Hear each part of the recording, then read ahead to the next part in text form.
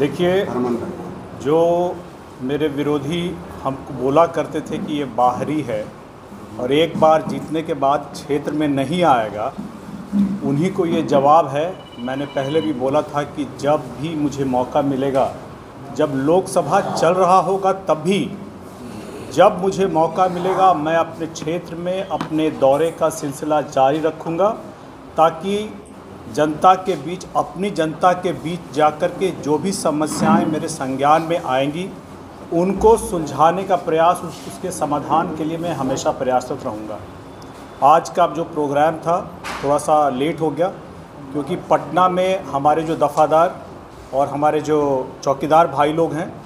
वो लोग अनशन पर थे और बहुत ज़रूरी था कि उनसे मिल करके उन सबको आश्वासन दी जाए, उनको सही स्थिति बता करके उनके अनशन को तोड़वाया जाए। उन्होंने मेरी बात को सुना, समझा और समझने के बाद उन्होंने अपने अनशन को उन्होंने तोड़ा। उसके बाद मैं जब से आया हूँ मैं लगातार क्षेत्र में हूँ। कुछ घटनाएं हो गई थी जहाँ जाना बहुत ज़रूरी था। उसमें से जो एक घटना है गिद्धौर प्रखंड में, जहाँ सीआरपीएफ के अर्धसैनिक बल के जवान अजीत पांडे जी की सड़क दुर्घटना में मृत्यु हो गई थी। उसमें एक समस्या मेरे संज्ञान में ये आई घूमने के द्वारा कि उनकी जो छोटी पुत्री थी उनको बचाया जा सकता था, लेकिन वहाँ पे जो गिद्धौर अस्पताल है वहाँ के कुछ जो प्रभारी हैं जिनके इस चीज़ को सीरियसली नहीं लेने के कारण उस बच्ची की मृत्यु हो गई थी। इस बारे में मैंने सिविल सर्जन साहब से बात किया है और मैंने बात की है कि आप इसको देखें और देख करके आप मुझे 1-2 दिनों के अंदर सही यथास्थिति बताएं कि आखिर ऐसा क्यों हुआ, ऐसी लापरवाही क्यों हुई और आगे से इस तरह की कोई लापरवाही गिद्धौर के अस्पताल में नहीं होगी। इसके अलावा हम लोग बनझुलिया में गए थे, जहाँ पे बनझुलिया नहीं, हरनारायण गांव में गए थे, जहाँ पे वज्रपात से ये नीतीश कुमार मंडल जी का देहांत हो गया था।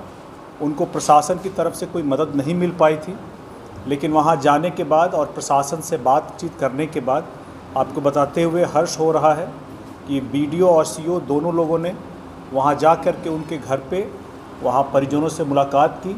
और हर संभव मदद का आश्वासन दिया। इसके अलावा